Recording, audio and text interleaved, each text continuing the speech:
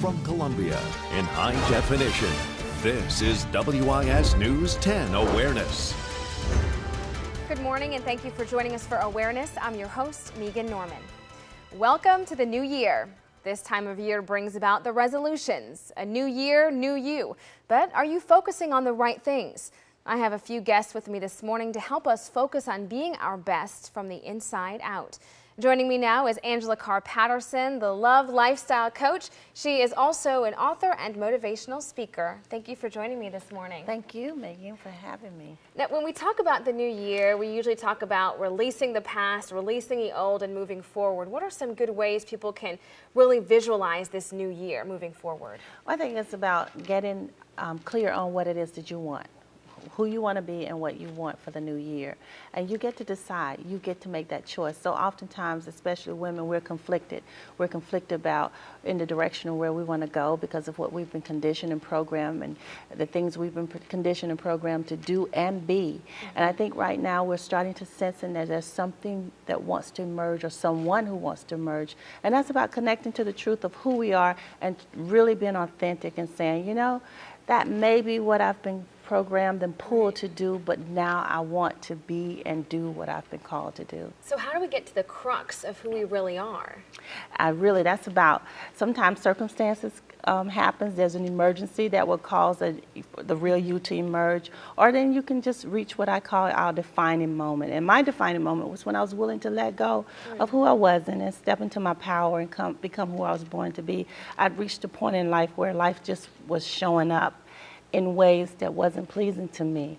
And I reached a fork in the road. I wasn't happy, wasn't satisfied with what was happening, and I understood that if it was to be, it was up to me. For things to change, I had to change. And so that started that path of what I call that journey to being. Right. And you really had to make the decision to take charge of your life. You couldn't just sort of let life happen and sort of pass you by, but you had to take active steps to get to this true core of you. Absolutely. You can either choose what you want, choose your path, or let it choose you. I said we can live life by choice or by chance. And I decided to live it by choice. Now, life is going to show up, but I get to choose how I respond to that. Now, in this rediscovery process, I guess you could call it, were there things in your past that you realized were sort of holding you back?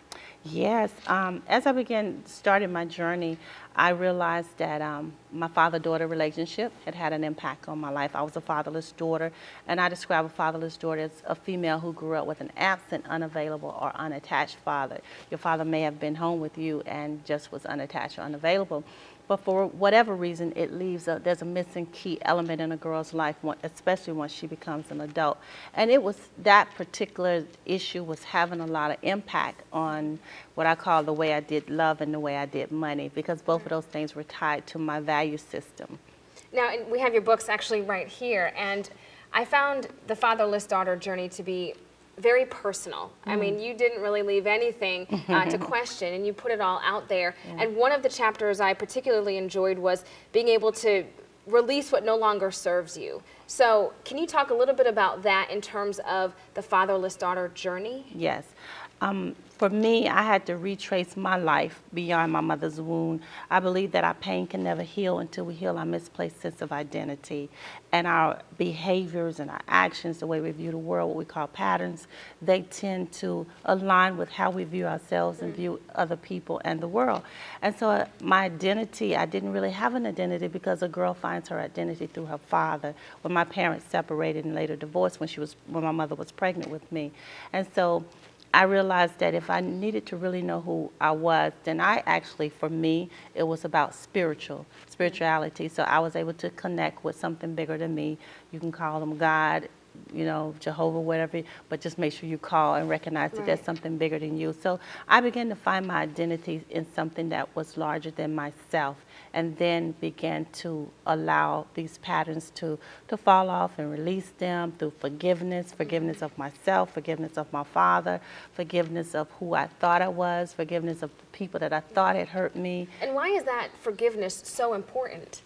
It is about letting go, because unforgiveness stops the flow of life in your world. And it's not about the other person. It truly is about you, letting go and release. And it is a process. You know, I've practiced forgiveness for so long, but I was just taking Yannik's forgiveness program. It's just, and she puts a whole nother spin on forgiveness. So it really is a process. You don't just forgive today and think tomorrow is over. It's a process, and it's about releasing and letting go of the things and the thoughts and the behaviors and the feelings that no longer serve you. See, the universe doesn't respond to our words. The universe responds to our feelings. So when you were able to actually forgive, that was a daily process. You had to consciously think about that. Did you ever get to a point where that was no longer on your mind, where you felt like you really could be the true person that you are? Absolutely. As I began to evolve and grow and expand, and there's no expiration date on this process. It is an ongoing process. But what I've learned is the skill sets that I needed to use to move and to break through those areas when I get stuck. And I believe that there are 3 things you must have, and that's your spirituality, you need some strategies, and you also need a supporting cast. And you talk about spirituality, and you did say in your book that the true source of love for you find it from God. From God, absolutely. God is my source. I believe that God is not looking for a relationship, but God is looking for oneness with us. We are one with the divine, yes. Right. And you did talk about this just briefly, but in one of your chapters you speak about reactivating your life. And obviously forgiveness is part of that, but how else does one reactivate? That was, for me, that was about finding out what my true purpose was. You know, what was I born to do? We all have a purpose in life, and we can spend a lifetime discovering that, but what was I here to do? And I realized that I was here to teach people how to actualize the power of self-love, to create success in their life. Now, your purpose is what you was born to do. The vehicle that you use, people call it vision or whatever, that can change, you know, the vehicle that you use, but the purpose, what are you here to do? Who are you here to be? And what are you here to do in the way of service? Right. And then just why is it so important that we focus on ourselves? Because so many times we're so busy with our life, taking care of our families, taking care of our job, that we forget about ourselves. And so our cup is sort of left empty. Why is it important that we take that time to really focus on us? Because I can't give from an empty cup. You know, I think that the overflow is for you, the full cup is for myself, and the empty cup serves no one. And I believe we hide. We hide behind, and a lot of times those of us who are in service business and serving others, we hide behind that. Because if I spend my time busy with serving and doing and serving, I don't have to look within myself and face what's there. What's missing. What's missing. So we busy ourselves, we organize our lives around everyone else, and then we think we've done a service, but at the end of the day, we're hiding. Angela, thank you for being with us. Great advice. Thank you. Thank you. Still to come on awareness, more on how to form the right relationships and focus on yourself in this new year.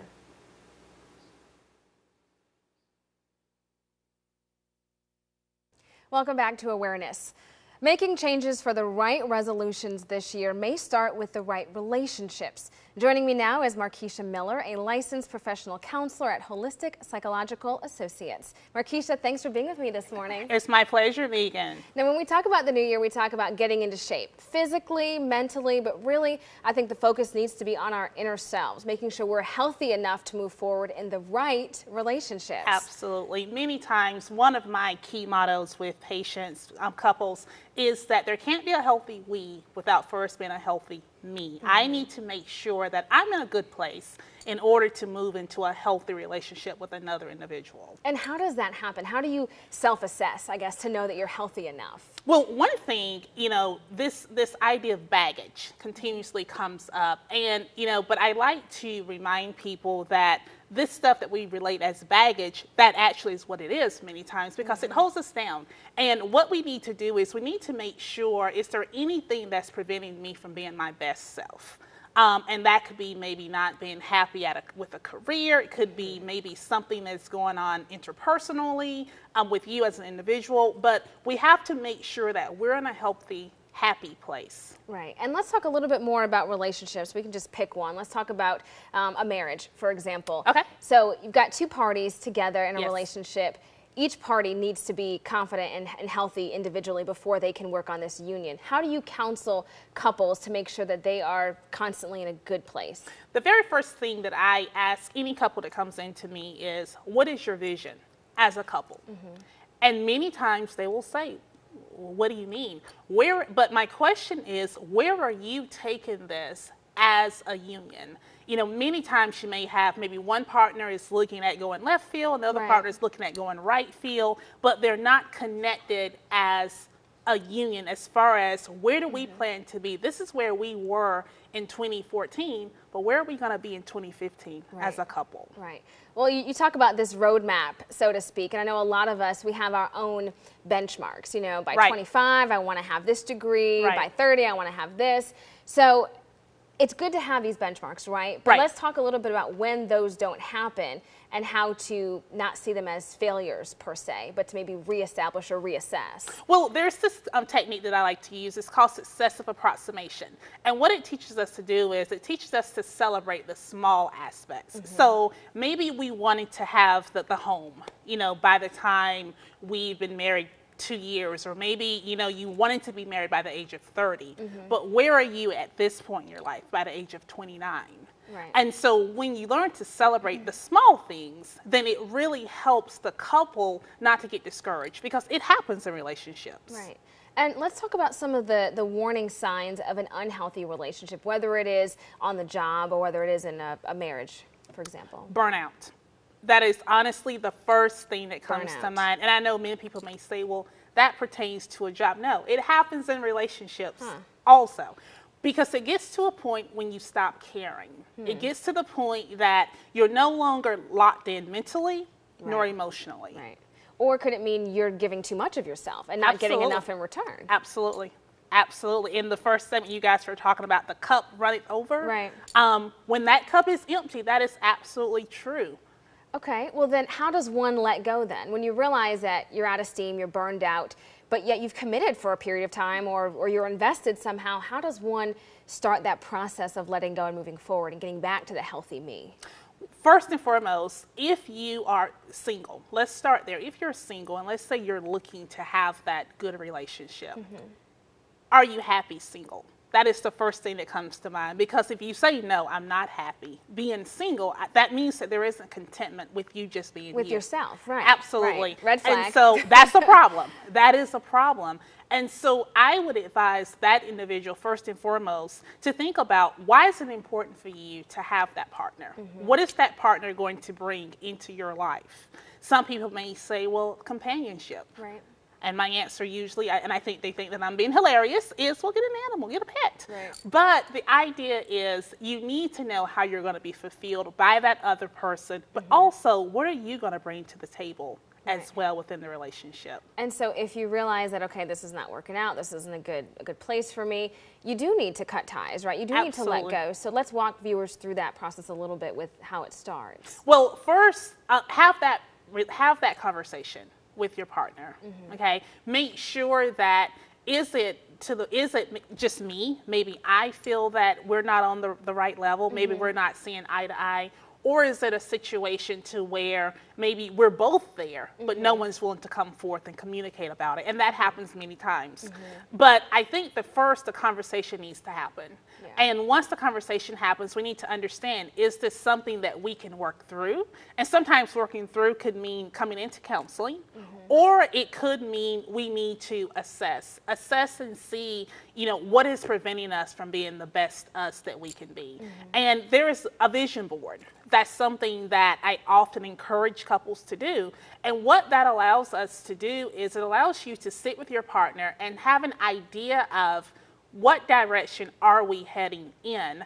And if you're content that that vision does not match, then within that conversational piece, then it is best just to sometimes just let it go. Right. And do you have a vision board, so to speak, for a job? Or Absolutely. for, a career? Absolutely. You know, if this day and time, if you're the receptionist, you know, maybe your vision is by the time I'm 30, you know, 5 years from now, I would like to be a partner in the agency. So absolutely, a vision board can be catered to any aspect. It can be catered financially. Right. You know, another thing that I want to hit on, you know, in looking at relationships is that I encourage couples to have those financial talks within the new year, because one of the biggest reasons for breakups is finances. Sure. Very, very important topic Yes. to talk about. And I want to Yes. reemphasize something you mentioned at the very beginning of celebrating these small successes Yes. with this vision board. It's great to have plans. It's great to Yes. achieve them, but along the way, celebrate those small victories. Absolutely, absolutely.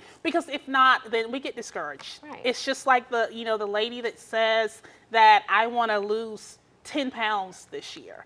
And by the end of the year, if you didn't reach that goal, then you just kind of feel, oh, well, I'm not going to try anymore. Right. But what did you lose? You know, Right. maybe it was, you know, maybe it was 5. Right. Focus on the positive. Absolutely. And make sure you're staying healthy, that you're assessing yourself on a regular basis. Absolutely, absolutely. All right. And celebrating yourself. Yes, absolutely. Thank you, Yes. Markesha. It's been You're a pleasure. welcome, definitely. Well, still to come on Awareness. True inspiration from overcoming obstacles. More on one man's journey to find himself using his struggles as stepping stones.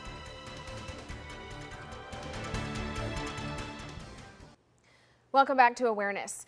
Getting to the best you usually comes with overcoming some of life's toughest challenges. Our next guest has used those obstacles and challenges to live to his fullest potential and change his future for the better. Here's more with YANNIK MCKIE. I'm joined now by YANNIK MCKIE. You are in Augusta right now. You're from the Atlanta area. You are an author and motivational speaker, and your premise is all about beating the odds. You had to beat the odds at a really young age because you lost both of your parents to AIDS by the age of 15. How did you work through that process? Well, it wasn't overnight, but, you know, with the help of God and, you know, friends and family, you know, I was able to eventually turn that incredible adversity into, you know, my God-given purpose in helping other people overcome their challenges. Right. And so moving forward, that was at the age of 15. So you fast Yes. forward, now you have a mentoring program. What is that all about? Well, what we want to do is just reach out to as many at-risk youth as we can throughout the country, teaching them how to use their problems and turn it into productivity.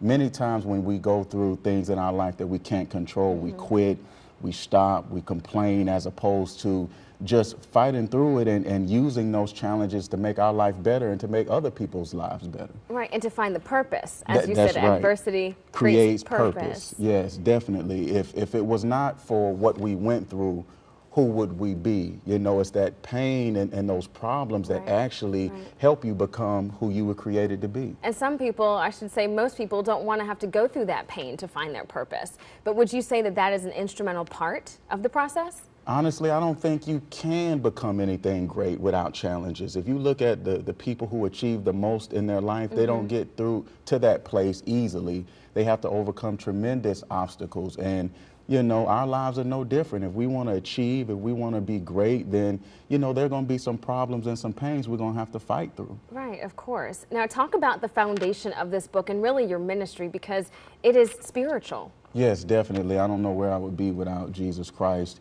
You know, I got the strength that I needed through my faith because, you know, without God, you know, you won't be able to find any answers. And I really helped to, God helped me to more or less shape my ministry and find the purpose in my pain. And that's the reason I do what I do, and trying to help other people change their lives with the pain that I went through in my past. Right, and as you said, your journey wasn't overnight, so obviously what you were telling these youth and these adults is not going to happen overnight, but what are some tips and some tools that you give them to help them work through this process? Well, the first thing you've got to be is persistent. You know, a righteous man falls 7 times, but he gets back up. It's not about being perfect, it's about being persistent, you know, sticking to the right principles, and then also changing your mindset, understanding that you're not the only one who's suffering.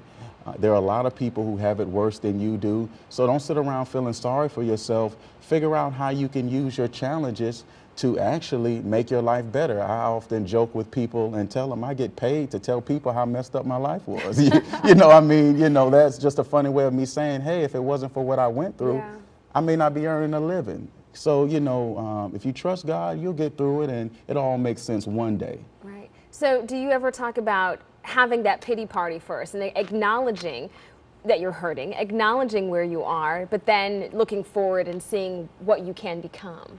Megan, that's a great point. If we don't admit that we're hurting, you can't get help. You know, oftentimes we run to drugs and, you know, alcohol and other things to ease our pain. Our vices. Yeah, as opposed to just saying, you know what, I'm struggling and let me get some help. Right. Gotta humble yourself. Exactly, and that is probably the hardest part. Yeah, it is. Yeah. Now, you will come to Columbia, you will come wherever and talk to different groups and give seminars and workshops, correct? Definitely. You know, you can reach me at the MCKIE Foundation website. That's www.mckkiefoundation.com. You know, we can talk to youth groups, we can talk to adults. I do training for businesses on how to turn problems in business into productivity. We can do whatever it is anybody needs to make their life more productive. And it seems like the youth is a strong focus of yours, but you also talk to the adults. Where does it differ? Is there a line that really separates the two groups? Honestly, the principles are the same. You know, the reason I focus on youth, you know, sometimes is simply because they're the future. You know, if we don't pour into them, you know, where are we going to be, you know, 10, 20 years from now? And, you know, a lot of times, as with my story, I couldn't control my circumstances. Adults, you know, well, we can get ourselves into trouble and sometimes we can get ourselves out. But youth, they didn't ask to be here, and they're really trying to figure things out. So I try to focus, you know, a lot of what we do on our young people to help get them through. But just like adults, youth are in charge of the choices they make. They are. And I read something on social media that said, you know, several mistakes really turns into decisions. So, you know, the choices that you make will have consequences, whether you are a teenager or whether you are an adult. Yes, you're right. Our life becomes a sum total of the decisions we make. And eventually, you're not going to be able to blame where you're at on the people who are around you. Right. You got to take ownership and do what it is you need to do. Well, YANNIK, MCKIE, thank you so much for being with me. Thank you for having me. I enjoyed it. Yes. We'll be right back with a final thought. As we start this new year, it's important for us to find ways to make the most out of every situation. Discard what's not important for our growth or what may be holding us back. Look to the future with optimism and remember to focus on a healthy you. I'd like to thank all of my guests this morning, Angela Carr-Patterson, MARKESHA Miller, and YANNIK MCKIE. Until next time, I'm Megan Norman. This is Awareness.